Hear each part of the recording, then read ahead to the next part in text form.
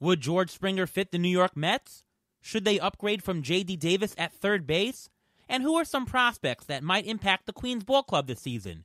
We'll talk with Mets play-by-play announcer Wayne Randazzo next on Beat the Shift.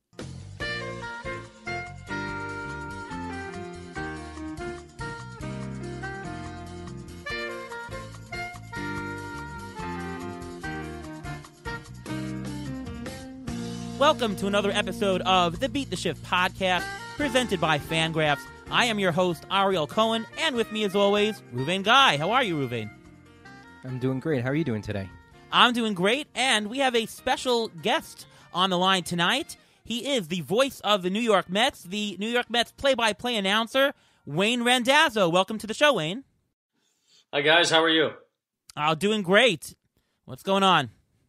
Oh, not too much. Just counting down the days till spring training. You know, we're getting kind of close, and it looks like that. Everybody's going to start on time. At least that's what the latest reports are. We haven't heard anything official yet, but hopefully we'll be down there in 4 or 5 weeks and get ready to get started on a full season.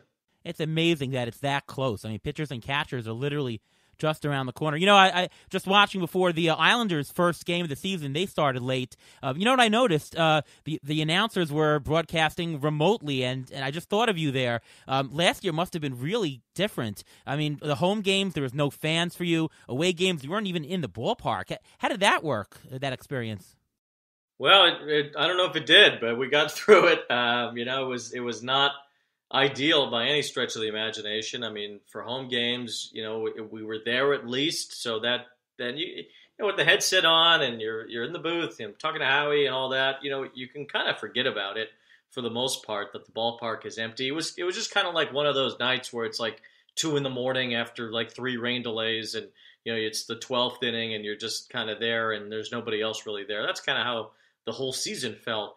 For the home games. And then for the road games, yeah, I mean, off the TV monitors, especially for radio. I filled in for Gary on TV for one game when it was an away game, and that wasn't so bad, really. But for radio, having to paint the picture and describe everything and being on top of everything that happens, it was tough. And, you know, it was actually tougher during day games on the road because we'd get glares off of the screens and all that. So it definitely had its challenges. We don't really know if we're going to be able to travel this year or not, at least at the beginning. I think for spring training, we will be down in Florida, which is good. But beyond that, you know, opening days on the road, and I hope we're there, but we don't really know yet. Well, you made it sound seamless last year, and you know, thank you so much for me and many other Mets fans who you gave us a much brighter day during the height of the pandemic last year. Yeah, and I think that's why it was important for baseball to play and for sports to come back. You know, I know that the ratings aren't quite the same, and people have kind of gotten away from sports because there's so much more going on politically and in news, and of course with the virus. So there's a lot of attention being taken away from the sports world. But I do think that for a large swath of people that were tuned in and that were watching the games, that there was at least some sense of something to do that took your mind off of everything that had been going on. So, you know, I think that's why it was important for sports to come back, and I'm glad that the sports world has not been really affected as far as any tragedies or any sort of really the virus running away. I mean, we know some teams, the Marlins and the Cardinals, and some teams throughout the other sports have had issues with having COVID, but you know, nobody's really had a big problem with it, and I think that's certainly a blessing. Yeah, and we saw the NFL. They went pretty good so far. I mean, the NFL is once a week, so if you have to move a game to a Monday or Tuesday, or once they did it to Wednesday this year, you can. A little bit different with baseball. We saw last year the Cardinals and the Marlins have issues. So have to throw this out to you because it's obviously the biggest Mets news. But what are your quick thoughts on the Francisco Lindor trade? And I'll say Lindor / Carlos Carrasco. Most people are just saying Lindor, but Carlos Carrasco is a near ace pitcher on a very team-friendly contract. So that's a really big part of the package. What are your thoughts? It's a huge part of it. And, you know, as far as the Mets go, you know, we look back at 2020 and, boy, they had a pitching problem, which is unusual in Mets history, and unusual when you have one of the best, if not the best pitcher in baseball on your team. So they needed to bulk up in that starting rotation. I think Carlos Carrasco is just a terrific choice. He's been a largely durable pitcher. I mean, even in a year where he had been battling leukemia, he still was able to pitch for the first couple months of the year and came out of the bullpen in September. So, he's a guy who wants the ball every fifth day, and the Mets need that as well as someone with the talent and the background of Carrasco, of what he's done in his big league career. And you could argue that 2020 was maybe his best season in his career. Of course, Lindor is a superstar, and he's a guy that's going to hopefully be a Met for the next 10 years and be a face of the franchise. There's no guarantee of that yet.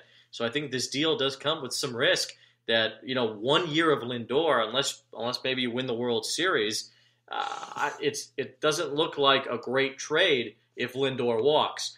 But if he doesn't, if he's a Met for life at this point in his career, you figure any long-term deal would take him to the end of his career.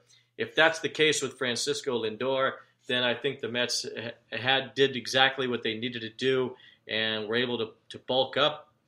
Not necessarily at a position of need because they had two shortstops, but you get one of the brightest superstars in the game at a position that is tough to fill, and I think the Mets couldn't be more thrilled with getting Lindor and Carrasco in a package.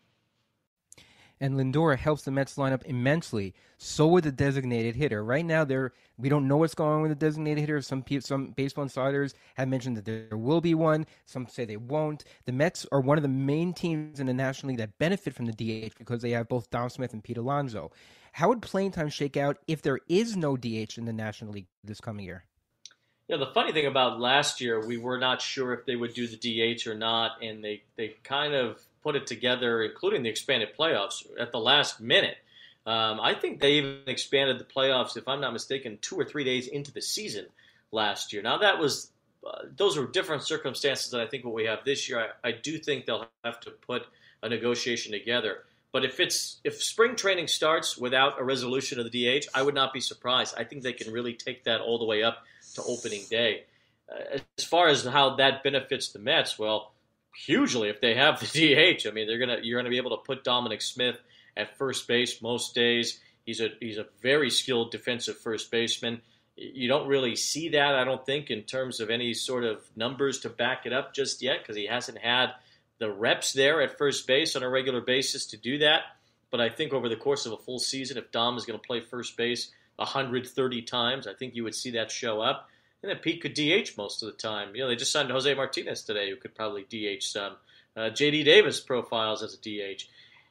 Outside of that, if there's no DH, well, then you're really going to have to divvy this up between Pete and Dom at first. I think at that point, then Pete, as long as he's hitting, is the first baseman most days, and Dom would have to play left field a lot. Although, Sandy said recently he doesn't really want Dom Smith in left field, and rightfully so, because, he's a guy who's really a great first baseman and a below-average left fielder. So I think that the Mets really would love to see the DH. They're much more equipped for it than most National League teams, and we'll just see if it shakes out. If not, they're going to have to be creative about how they play those two guys. And what a great problem to have. Last year, Dom Smith, 10 homers, .316 batting average, 42 RBIs in the short season of 60 games. Pete Alonso, 16 homers, .231 average, 35 RBIs.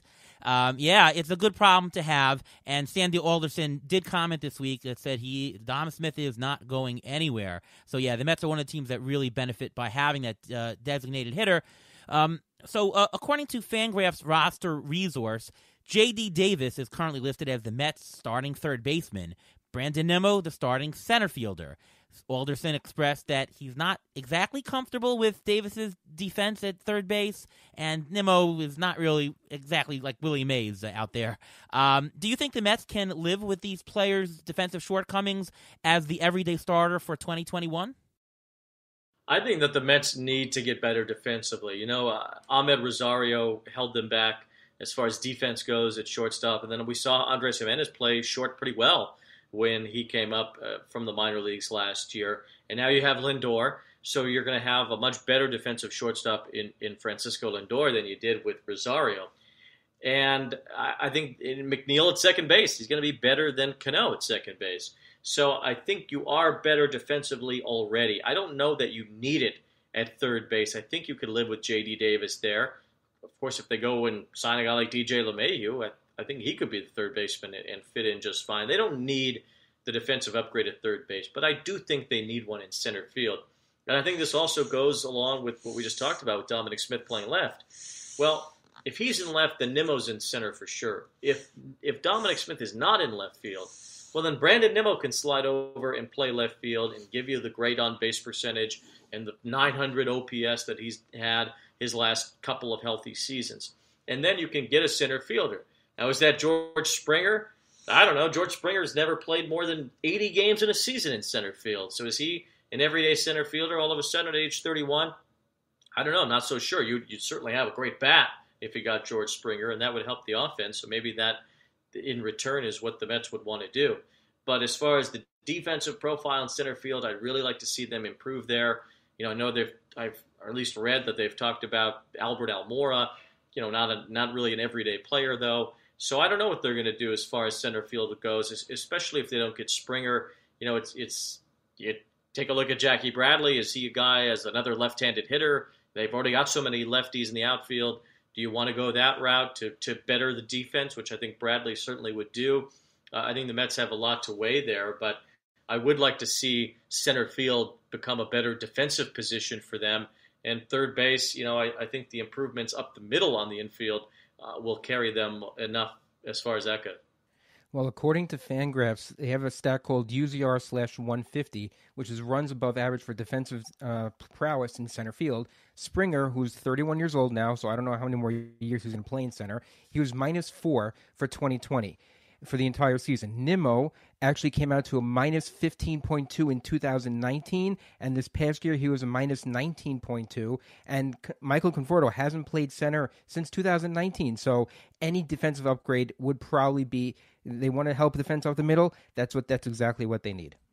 Right, but is Springer, is he going to play every day out there? I think that's the biggest question because he's never done it.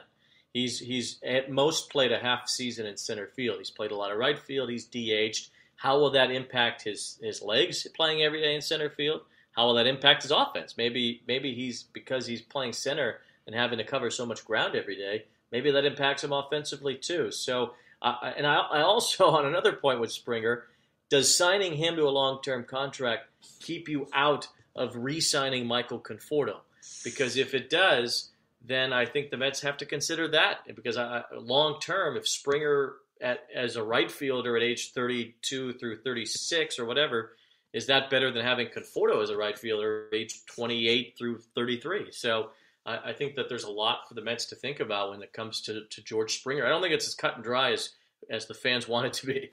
No, not nearly. And, we talked about the defensive stats. Offensively, look at 2020. Springer had a 146 WRC+. Nimmo, a 148 WRC+. So Nimmo is the better offensive player in certain ways when you incorporate defense and everything, and we're talking about WAR. Springer had a 1.9 to Nimmo's 1.5. So to pay all that money for a marginal increase going from Nimmo to Springer, I don't really see it. I'd much rather upgrade J.D. Davis, if you can, possibly to, you mentioned DJ LeMahieu before. I mean, LeMahieu had a 177 WRC plus to Davis's 117. To me, if the Mets are trying to fill holes, that's the way I would go, attacking the third base, which probably is their weakest position, and I don't know that J.D. Davis can really last as the everyday third baseman. 2 years ago, he had that great righty-lefty split where he would mash lefties. Not so much this year, so we'll have to wait and see. But other than what we talked about, do you think there are any other holes in the Mets that they need to plug in and fill in, and will they before the season starts? I would still like to see them sign another starting pitcher, even though I think they might be okay now. You got Jake, you've got Stroman, you've got Carrasco. David Peterson was good, I think, in his rookie year, and I think that he's a guy that you can at least add to the mix. We don't really know what the plan is for Seth Lugo, although it sounded like Sandy would like him in the bullpen. If that's the case, that's a spot that could be open in the rotation. Steven Matz, that's hardly an arm you can rely on, although, again, a guy who should certainly be in the mix. So I'd like to see them just get one more starter, only because you don't really know for Syndergaard. Yeah, he's due to come back in June or July, but we don't know what that's going to look like. We don't know if there's going to be setbacks as he gets closer. I think that you have to have some Syndergaard insurance there